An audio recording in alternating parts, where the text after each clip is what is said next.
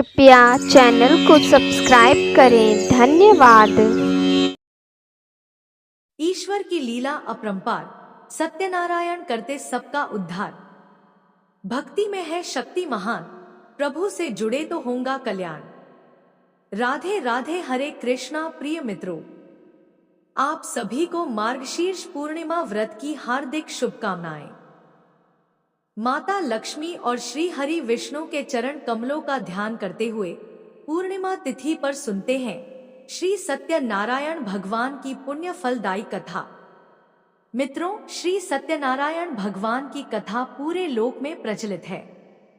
हिंदू धर्मावलंबियों के बीच सबसे प्रतिष्ठित व्रत कथा के रूप में भगवान विष्णु के सत्य स्वरूप की सत्यनारायण व्रत कथा है। सत्य को नारायण यानी कि विष्णु जी के रूप में पूजना ही सत्यनारायण भगवान की पूजा है। इसका दूसरा अर्थ यह भी है कि संसार में एकमात्र भगवान नारायण ही सत्य हैं, बाकी सब मोह माया है। धरती लोक पर भगवान श्री हरि विष्णु की पूजा कई रूपों में की जाती है, परंतु इन सभी रूपों में से भगवान का सत्यनारायण स्वरूप सबसे ज्यादा पवित्र माना जाता है। सत्यनारायण व्रत कथा के मूल पाठ में लगभग 170 श्लोक उपलब्ध है, जो कि 5 अध्यायों में बंटे हुए हैं और जिनकी कथा इस प्रकार से है। पौराणिक कथा अनुसार एक समय की बात है। नैमिषारण्य तीर्थ में शौनिकादि ऋषि और अन्य ऋषियों ने श्री सूत जी से पूछा, हे प्रभु, इस कलयुग में वेद विद्या रहित मनुष्यों को प्रभु कृपा किस प्रकार मिल सकती है तथा उनका उद्धार कैसे होगा। हे मुनि श्रेष्ठ, कोई ऐसा पूजन, कोई ऐसा व्रत बताइए जिससे थोड़े समय में ही मनुष्यों को पुण्य और मनवांछित फल भी मिल जाए। इस प्रकार की कथा सुनने की हम इच्छा रखते हैं। सर्व शास्त्रों के ज्ञाता श्री सूत जी बोले, हे वैष्णवों, आप सभी ने प्राणियों के हित की बात पूछी है, इसलिए मैं एक ऐसे श्रेष्ठ व्रत के बारे में आप लोगों को अवश्य ही बताऊंगा, जिसे स्वयं नारद जी ने प्रभु श्री नारायण जी से पूछा था। आप सब इस अनंत सुख देने वाले व्रत का महात्म्य ध्यान पूर्वक सुनिए। एक समय की बात है, योगीराज नारद जी सर्व प्राणियों के हित की इच्छा रखते हुए अनेकों लोकों में घूमते हुए मृत्युलोक में आ पहुंचे। यहाँ उन्होंने अनेक योनियों में जन्मे सभी मनुष्यों को अपने कर्मों द्वारा अनेकों दुखों से पीड़ित देखा। उनका दुख देख नारद जी सोचने लगे कि ऐसा कौन सा यत्न किया जाए जिसके करने से निश्चित रूप से मानव के सभी दुखों का अंत हो जाए। इसी विचार पर मंथन करते हुए वह विष्णुलोक में पहुंचे। वहां वह देवों के ईश श्री नारायण की स्तुति करने लगे, जिनके हाथों में शंख, चक्र, गदा और पद्म थे और गले में वरमाला पहने हुए थे। स्तुति करते हुए नारद जी बोले, हे भगवान, आप अनंत शक्ति से संपन्न हैं। आपका आदि तथा अंत नहीं है। निर्गुण स्वरूप सृष्टि के पालन करता आप भक्तों के दुख को दूर करने वाले हैं। आपको मेरा नमन है। नारद जी की स्तुति सुनकर विष्णु भगवान बोले, हे मुनिश्रेष्ठ, आपके मन में क्या बात है? आप किस कार्य के लिए पधारे हैं? उसे निसंकोच होकर कहो। इस पर नारद मुनि बोले, हे प्रभु, मृत्युलोक में अनेक योनियों में जन्मे मनुष्य अपने कर्मों के द्वारा अनेकों दुख से दुखी हो रहे हैं। हे नाथ, आप मुझ पर दया करते हैं, तो बताइए कि मनुष्य थोड़े प्रयास से ही अपने दुखों से कैसे छुटकारा पा सकते हैं। श्रीहरि बोले, हे नारद, मनुष्यों की भलाई के लिए तुमने बहुत अच्छी बात पूछी है, जिसके करने से मनुष्य मोह माया से छूट जाता है। वह बात मैं कहता हूं, ध्यान पूर्वक सुनो। यह स्वर्ग लोक व मृत्युलोक दोनों में एक दुर्लभ उत्तम व्रत है, जो पुण्य देने वाला है। आज प्रेमवश होकर मैं उसे तुमसे कहता हूं। मेरे स्वरूप श्री सत्यनारायण भगवान का यह व्रत अच्छी तरह विधान पूर्वक करके मनुष्य धरती लोक में सुख भोग कर अंत समय में मोक्ष को प्राप्त करता है।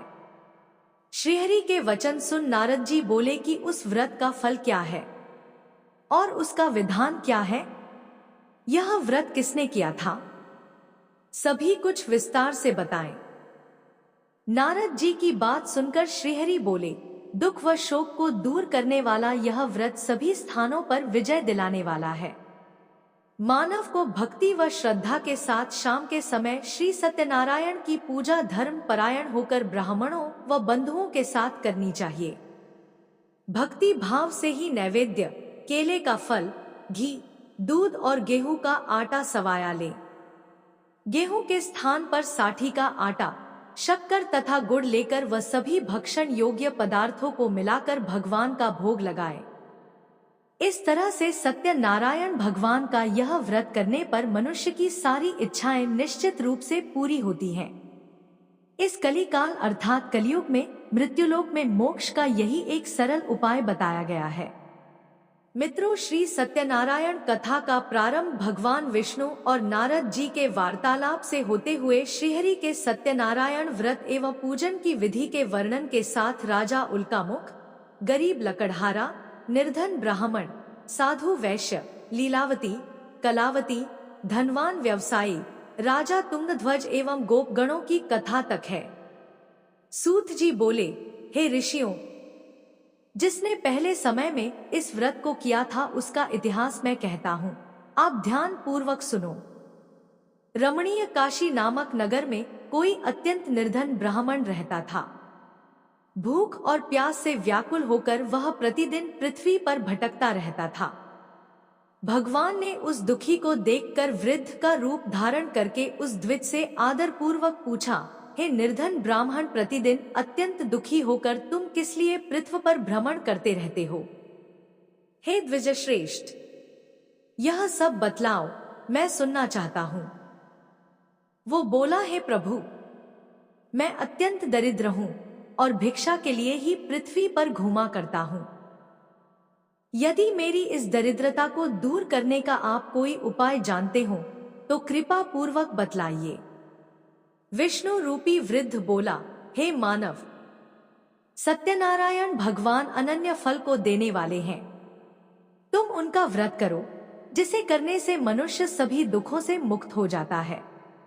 व्रत के विधान को कहकर वृत्त रूपी भगवान विष्णु वहीं पर अंतर्धान हो गए। ब्राह्मण मन ही मन सोचने लगा कि जिस व्रत को वृत्त ब्राह्मण करने को कह गया है, मैं उसे जरूर करूंगा।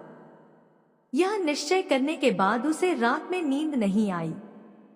वह सवेरे उठकर सत्यनारायण भगवान के व्रत का निश्चय कर भिक्षा के लिए चला गया। उस दिन निर्धन ब्राह्मण को भिक्षा में बहुत धन मिला, जिससे उसने बंधु बांधवों के साथ मिलकर श्री सत्यनारायण भगवान का व्रत संपन्न किया। भगवान सत्यनारायण का व्रत संपन्न करने के बाद वह निर्धन ब्राह्मण सभी दुखों से छूट गया और अनेक प्रकार की संपत्तियों से युक्त हो गया। उसी समय से यह ब्राह्मण हर माह इस व्रत को करने लगा। इस तरह से सत्यनारायण भगवान के व्रत को जो मनुष्य करेगा वह सभी प्रकार के दुखों से मुक्ति प्राप्त करता है और धन धान्य से परिपूर्ण होता है। जो मनुष्य इस व्रत को करेगा वह भी सभी दुखों से अवश्य ही मुक्त हो जाएगा। सूत जी बोले कि इस तरह से नारद जी से श्री हरि विष्णु जी का कहा हुआ श्री सत्यनारायण व्रत को मैंने तुमसे कहा। हे विप्रो, मैं अब और क्या कहूं? सभी ऋषिगण बोले, हे मुनिवर, संसार में उस विप्र से सुनकर और किस किस ने इस व्रत को किया, हम सब इस कथा को आगे सुनना चाहते हैं। सूत जी बोले, हे मुनियों, अगर आपकी यही इच्छा है तो जिस जिस ने इस व्रत को किया है मैं आपसे कहता हूं। आगे की कथा अनुसार एक समय वही विप्र धन व ऐश्वर्य के अनुसार अपने बंधु बांधवों के साथ इस व्रत को करने को तैयार हुआ। उसी समय एक लकड़ी बेचने वाला बूढ़ा आदमी आया और लकड़ियां बाहर रखकर अंदर ब्राह्मण के घर में गया। प्यास से दुखी वह लकड़हारा उनको व्रत करते देख विप्र को नमस्कार कर पूछने लगा कि आप यह क्या कर रहे हैं? तो उन्होंने बताया कि मैं श्री सत्यनारायण जी का व्रत कर रहा हूँ। लकड़हारा बोला, इस व्रत को करने से क्या फल मिलेगा? कृपया मुझे भी बताएं। ब्राह्मण ने कहा कि सब मनोकामनाओं को पूरा करने वाला यह सत्यनारायण भगवान का व्रत है। इनकी कृपा से ही मेरे घर में धन धान्य आदि की वृद्धि हुई है। विप्र से सत्यनारायण व्रत के बारे में जानकर लकड़हारा बहुत प्रसन्न हुआ। चरणामृत लेकर व प्रसाद खाने के बाद वह अपने घर गया। लकड़हारे ने अपने मन में संकल्प किया कि आज लकड़ी बेचने से जो धन मिलेगा उसी से श्री सत्यनारायण भगवान का उत्तम व्रत करूंगा। मन में इस विचार को ले बूढ़ा आदमी सिर पर लकड़ियां रख उस नगर में बेचने गया जहां धनी लोग ज्यादा रहते थे। उस दिन नगर में उसे अपनी लकड़ियों का दाम पहले से 4 गुना अधिक मिलता है। बूढ़ा प्रसन्नता के साथ दाम लेकर केले, शक्कर, घी, दूध, दही और गेहूं का आटा और व्रत की अन्य सामग्रियां लेकर अपने घर गया। वहां उसने अपने बंधु बांधवों को बुलाकर विधि विधान से सत्यनारायण भगवान का पूजन और व्रत किया। इस व्रत के प्रभाव से वह बूढ़ा लकड़हारा धन धान्य और पुत्र रत्न आदि से युक्त होकर संसार के समस्त सुख भोग कर अंत काल में बैकुंठ धाम चला गया। सूत जी बोले, हे श्रेष्ठ मुनियों, अब आगे की कथा कहता हूँ। पहले समय में उल्कामुख नाम का एक बुद्धिमान राजा था। वह सत्यवक्ता और जितेंद्रिय था। प्रतिदिन देव स्थानों पर जाता और निर्धनों को धन देकर उनके कष्ट दूर करता था। उसकी पत्नी कमल के समान मुख वाली तथा सती साध्वी थी। भद्रशिला नदी के तट पर उन दोनों ने श्री सत्यनारायण भगवान का व्रत किया। उसी समय साधु नाम का एक वैश्य आया। उसके पास व्यापार करने के लिए बहुत सा धन भी था। राजा को व्रत करते देखकर वह विनय के साथ पूछने लगा, हे राजन, भक्तिभाव से पूर्ण होकर आप यह क्या कर रहे हैं? मैं सुनने की इच्छा रखता हूं, तो आप मुझे बताएं। राजा बोला, हे साधु, अपने बंधु बांधवों के साथ पुत्रादि की प्राप्ति के लिए मैं श्री सत्यनारायण भगवान का व्रत व पूजन कर रहा हूं। राजा के वचन सुन साधु आदर से बोला, हे राजन, मुझे इस व्रत का सारा विधान कहिए। आपके कथनानुसार मैं भी इस व्रत को करूंगा। मेरी भी संतान नहीं है और इस व्रत को करने से निश्चित रूप से मुझे संतान की प्राप्ति होगी। राजा से व्रत का सारा विधान सुन व्यापार से निवृत्त हो वह अपने घर गया। साधु वैश्य ने अपनी पत्नी को संतान देने वाले इस व्रत का वर्णन कह सुनाया और कहा कि जब मेरी संतान होगी तब मैं इस व्रत को करूंगा। साधु ने इस तरह के वचन अपनी पत्नी लीलावती से कहे। एक दिन लीलावती पति के साथ आनंदित हो सांसारिक धर्म में प्रवृत्त होकर सत्यनारायण भगवान की कृपा से गर्भवती हो गई। 10वें महीने में उसके गर्भ से एक सुंदर कन्या ने जन्म लिया। दिनों दिन वह ऐसे बढ़ने लगी जैसे कि शुक्ल पक्ष का चंद्रमा बढ़ता है। माता पिता ने अपनी कन्या का नाम कलावती रखा। एक दिन लीलावती ने मीठे शब्दों में अपने पति को याद दिलाया कि आपने सत्यनारायण भगवान के जिस व्रत को करने का संकल्प किया था उसे करने का समय आ गया है। आप इस व्रत को करिए। साधु बोला कि हे प्रिय, इस व्रत को मैं उसके विवाह पर करूंगा। इस प्रकार अपनी पत्नी को आश्वासन देकर वह नगर को चला गया। कलावती पिता के घर में रह वृद्धि को प्राप्त हो गई। साधु ने एक बार नगर में अपनी कन्या को सखियों के साथ देखा तो तुरंत ही दूत को बुलाया और कहा कि मेरी कन्या के योग्य वर देख कर आओ। साधु की बात सुनकर दूत कंचन नगर में पहुंचा और वहां देखभाल कर लड़की के सुयोग्य वाणिक पुत्र को ले आया। सुयोग्य लड़के को देख साधु ने बंधु बांधवों को बुलाकर अपनी पुत्री का विवाह कर दिया। लेकिन दुर्भाग्य की बात ये कि साधु ने अभी भी श्री सत्यनारायण भगवान का व्रत नहीं किया। इस पर श्री भगवान क्रोधित हो गए और श्राप दिया कि साधु को अत्यधिक दुख मिले। अपने कार्य में कुशल साधु बनिया जमाई को लेकर समुद्र के पास स्थित होकर रत्नासारपुर नगर में गया। वहां जाकर दामाद ससुर दोनों मिलकर चंद्रकेतु राजा के नगर में व्यापार करने लगे। एक दिन भगवान सत्यनारायण की माया से एक चोर राजा का धन चुराकर भाग रहा था। उसने राजा के सिपाहियों को अपना पीछा करते देख चुराया हुआ धन वहां रख दिया जहां साधु अपने जमाई के साथ ठहरा हुआ था। राजा के सिपाहियों ने साधु वैश्य के पास राजा का धन पड़ा देखा तो वह ससुर जमाई दोनों को बांधकर प्रसन्नता से राजा के पास ले गए और कहा कि उन दोनों चोरों हम पकड़ लाए हैं, आप आगे की कार्यवाही की आज्ञा दें। राजा की आज्ञा से उन दोनों को कठिन कारावास में डाल दिया गया और उनका सारा धन भी उनसे छीन लिया गया। श्री सत्यनारायण भगवान से श्राप से साधु की पत्नी भी बहुत दुखी हुई। घर में जो धन रखा था उसे चोर चुरा ले गए। शारीरिक तथा मानसिक पीड़ा व भूख प्यास से अति दुखी हो अन्न की चिंता में कलावती के ब्राह्मण के घर गई। वहां उसने श्री सत्यनारायण भगवान का व्रत होते देखा, फिर कथा भी सुनी। वह प्रसाद ग्रहण कर वह रात को घर वापस आई। माता के कलावती से पूछा कि हे पुत्री, अब तक तुम कहाँ थी? तेरे मन में क्या है? कलावती ने अपनी माता से कहा, हे माता, मैंने एक ब्राह्मण के घर में श्री सत्यनारायण भगवान का व्रत देखा है। कन्या के वचन सुन लीलावती भगवान के पूजन की तैयारी करने लगी। लीलावती ने परिवार व बंधुओं सहित सत्यनारायण भगवान का पूजन किया और उनसे वर मांगा कि मेरे पति तथा जमाई शीघ्र घर आ जाएं। साथ ही यह भी प्रार्थना की कि हम सबका अपराध क्षमा करें। श्री सत्यनारायण भगवान इस व्रत से संतुष्ट हो गए और राजा चंद्रकेतु को सपने में दर्शन दे कहा कि हे राजन, तुम उन दोनों वैश्यों को छोड़ दो और तुमने उनका जो धन लिया है उसे वापस कर दो। अगर ऐसा नहीं किया तो मैं तुम्हारा धन, राज्य व संतान सभी को नष्ट कर दूंगा। राजा को यह सब कहकर वह अंतर्धान हो गए। रात काल सभा में राजा ने अपना सपना सुनाया, फिर बोले कि बणिक पुत्रों को कैद से मुक्त कर सभा में लाओ। दोनों ने आते ही राजा को प्रणाम किया। राजा मीठी वाणी में बोला, हे महानुभावों, भाग्यवश सा कठिन दुख तुम्हें प्राप्त हुआ है, लेकिन अब तुम्हें कोई भय नहीं है। सा कह राजा ने उन दोनों को नए वस्त्राभूषण भी पहनाए और जितना धन उनका लिया था उससे दुगना धन वापस कर दिया। दोनों वैश्य अपने घर को चल दिए। वैश्य ने मंगलाचार कर अपनी यात्रा आरंभ की और अपने नगर की ओर चल दिए।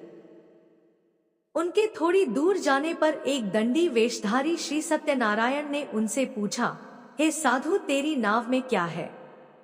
अभिवाणी वणिक हंसता हुआ बोला, हे दंडी, आप क्यों पूछते हो? क्या धन लेने की इच्छा है? मेरी नाव में तो बेल व पत्ते भरे हुए हैं। वैश्य के कठोर वचन सुन भगवान बोले, तुम्हारा वचन सत्य हो। दंडी ऐसे वचन कह वहां से दूर चले गए। कुछ दूर जाकर समुद्र के किनारे बैठ गए। दंडी के जाने के बाद साधु वैश्य ने नित्य क्रिया के पश्चात नाव को ऊंची उठते देखकर अचंभा माना और नाव में बेलपत्ते आदि देख वह मूर्छित हो जमीन पर गिर पड़ा। मूर्छा खुलने पर वह अत्यंत शोक में डूब गया। तब उसका दामाद बोला कि आप शोक ना मनाएं, यह दंडी का शाप है, इसलिए हमें उनकी शरण में जाना चाहिए, तभी हमारी मनोकामना पूरी होगी। दामाद की बात सुनकर वह दंडी के पास पहुंचा और अत्यंत भक्तिभाव नमस्कार करके बोला, मैंने आपसे जो जो असत्य वचन कहे थे उनके लिए मुझे क्षमा दे। ऐसा कहकर महान शोकातुर हो रोने लगा। तब दंडी भगवान बोले, हे वणिक पुत्र, मेरी आज्ञा से बार बार तुम्हें दुख प्राप्त हुआ है। तू मेरी पूजा से विमुख हुआ। साधु बोला, हे भगवान, आपकी माया से ब्रह्मा आदि देवता भी आपके रूप को नहीं जानते, तब मैं अज्ञानी कैसे जान सकता हूँ? आप प्रसन्न होइए, अब मैं सामर्थ्य के अनुसार आपकी पूजा करूंगा। मेरी रक्षा करो और पहले के समान नौका में धन भर दो। साधु वैश्य के भक्तिपूर्वक वचन सुनकर भगवान प्रसन्न हो गए और उसकी इच्छानुसार वरदान देकर अंतर्धान हो गए। ससुर जमाई जब नाव पर आए तो नाव धन से भरी हुई थी। फिर वहीं अपने अन्य साथियों के साथ सत्यनारायण भगवान का पूजन कर अपने नगर को चल दिए। जब नगर के नजदीक पहुंचे तो दूत को घर पर खबर करने के लिए भेज दिया। दूत साधु की पत्नी को प्रणाम कर कहता है कि मालिक अपने दामाद सहित नगर के निकट आ गए हैं। दूत की बात सुन साधु की पत्नी लीलावती ने बड़े हर्ष के साथ सत्यनारायण भगवान का पूजन कर अपनी पुत्री कलावती से कहा कि मैं अपने पति के दर्शन को जाती हूँ, तू कार्य पूर्ण कर शीघ्र आ जा। माता के से वचन सुन कलावती जल्दी में प्रसाद छोड़ अपने पति के पास चली गई। प्रसाद की अवज्ञा के कारण श्री सत्यनारायण भगवान रुष्ट हो गए और नाव सहित उसके पति को पानी में डुबो दिया। कलावती अपने पति को वहां ना पाकर रोती हुई जमीन पर गिर गई। नौका को डूबा हुआ देख व कन्या को रोता देख साधु दुखी होकर बोला कि हे प्रभु, मुझसे तथा मेरे परिवार से जो भूल हुई है उसे क्षमा करें। साधु के दीन वचन सुनकर श्री सत्यनारायण भगवान प्रसन्न हो गए और आकाशवाणी हुई, हे साधु, तेरी कन्या मेरे प्रसाद को छोड़कर आई है, इसलिए उसका पति अदृश्य हो गया है। यदि वह घर जाकर प्रसाद खाकर लौटती है तो इसे इसका पति अवश्य मिलेगा। ऐसी आकाशवाणी सुन कलावती घर पहुंचकर प्रसाद खाती है और फिर आकर अपने पति के दर्शन करती है। उसके बाद साधु अपने बंधु बांधवों सहित श्री सत्यनारायण भगवान का विधि विधान से पूजन करता है। इस लोक का सुख भोग वह अंत में स्वर्ग जाता है। सूत जी बोले, हे ऋषियों, मैं और भी एक कथा सुनाता हूं, उसे भी ध्यानपूर्वक सुनो। प्रजापालन में लीन तुंगध्वज नाम का एक राजा था। उसने भी भगवान का प्रसाद त्याग कर बहुत ही दुख सहन किया। एक बार वन में जाकर वन्य पशुओं को मारकर वह बड़ के पेड़ के नीचे आया। वहां उसने ग्वालों को भक्तिभाव से अपने बंधुओं सहित सत्यनारायण भगवान का पूजन करते देखा। अभिमानवश राजा ने उन्हें देखकर भी पूजा स्थान में नहीं गया और ना ही उसने भगवान को नमस्कार किया। ग्वालों ने राजा को प्रसाद दिया, लेकिन उसने वह प्रसाद नहीं खाया और प्रसाद को वहीं छोड़ वह अपने नगर को चला गया। जब वह नगर में पहुंचा तो वहां सब कुछ तहस-नहस हुआ पाया तो वह शीघ्र ही समझ गया कि यह सब भगवान ने ही किया है। वह दोबारा ग्वालों के पास पहुंचा और विधि पूर्वक पूजा करके प्रसाद खाया तो श्री सत्यनारायण भगवान की कृपा से सब कुछ पहले जैसा हो गया। दीर्घकाल तक सुख भोगने के बाद मरणोपरांत उसे स्वर्गलोक की प्राप्ति हुई। जो मनुष्य परम दुर्लभ इस व्रत को करेगा तो भगवान सत्यनारायण की अनुकंपा से उसे धन धान्य की प्राप्ति होगी। निर्धन धनी हो जाता है और भयमुक्त हो जीवन जीता है। संतानहीन मनुष्य को संतान सुख मिलता है और सारे मनोरथ पूर्ण होने पर मानव अंतकाल में बैकुंठ धाम को जाता है। सूत जी बोले, जिन्होंने पहले इस व्रत को किया है अब उनके दूसरे जन्म की कथा कहता हूँ। वृद्ध शतानंद ब्राह्मण ने सुदामा का जन्म लेकर मोक्ष की प्राप्ति की। लकड़हारे ने अगले जन्म में निषाद बनकर मोक्ष प्राप्त किया। उल्कामुख नाम का राजा दशरथ होकर बैकुंठ को गए। साधु नाम के वैश्य ने मोरध्वज बनकर अपने पुत्र को आरे से चीरकर मोक्ष पाया। महाराजा तुंगध्वज जन्मांतर में स्वयंभुव मनु हुए और भगवत संबंधी संपूर्ण कार्यों का अनुष्ठान करके वैकुंठलोक को प्राप्त हुए। जो गोपगण थे वे सब जन्मांतर में व्रजमंडल में निवास करने वाले गोप हुए और सभी राक्षसों का संहार करके उन्होंने भी भगवान का शाश्वत धाम गोलोक प्राप्त किया। इस प्रकार श्री स्कंद पुराण के अंतर्गत रेवाखंड में श्री सत्यनारायण व्रत कथा का यह 5वां अध्याय पूर्ण हुआ। तो बोलिए भक्तों, श्रीमन नारायण नारायण हरि हरि, श्रीमन नारायण नारायण हरि हरि।